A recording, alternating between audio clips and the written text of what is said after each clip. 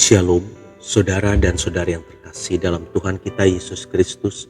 Marilah kita luangkan waktu beberapa menit untuk berkencan dengan Tuhan saat ini, agar dari hari ke hari kita semakin dekat dengan Tuhan, sehingga hidup kita semakin diberkati dan menjadi berkat.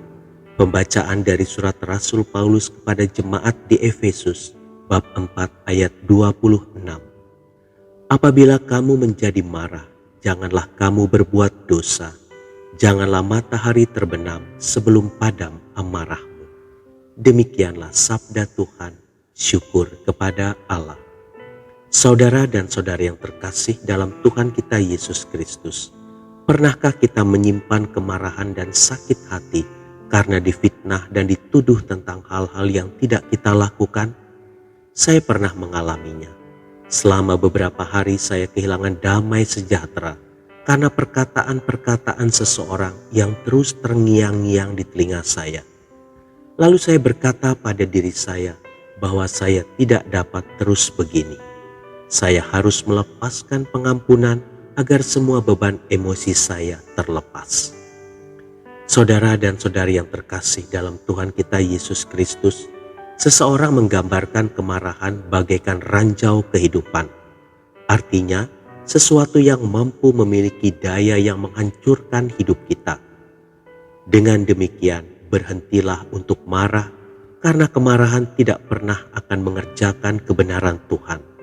Kemarahan akan mengerdilkan kekuatan Tuhan di dalam kehidupan kita.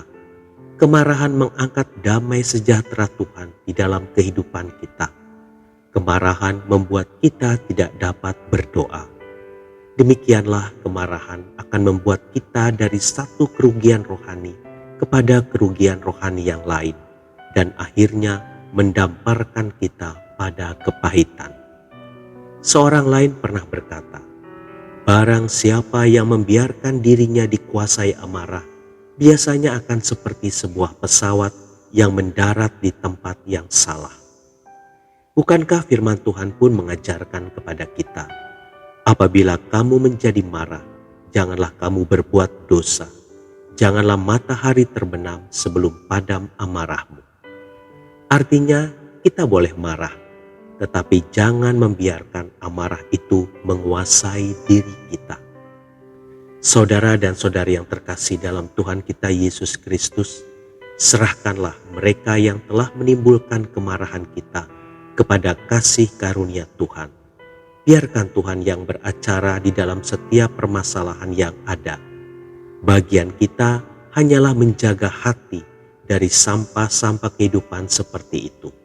Karena firman Tuhan berkata, buanglah semuanya ini, yaitu geram, marah, kejahatan, fitnah, dan kata-kata kotor yang keluar dari mulutmu. Kita akan melihat betapa indahnya menjalani hidup tanpa menyimpan kemarahan dan sakit hati. Ingatlah, kita memiliki Tuhan sebagai hakim yang adil yang akan memunculkan kebenaran kita seperti siang. Bagian kita hanyalah menyediakan sebuah tanah hati yang terpupuk dengan indah oleh kebenaran-kebenaran firman Tuhan. Dengan demikian, kita harus selalu waspada untuk membereskan setiap kemarahan yang muncul di dalam hati kita.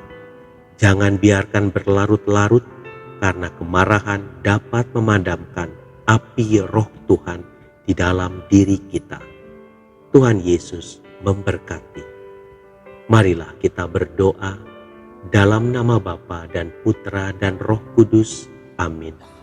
Tuhan Yesus, aku mengampuni setiap orang yang telah menyakiti hatiku, dan aku serahkan orang-orang itu kepadamu, karena Engkau adil adanya.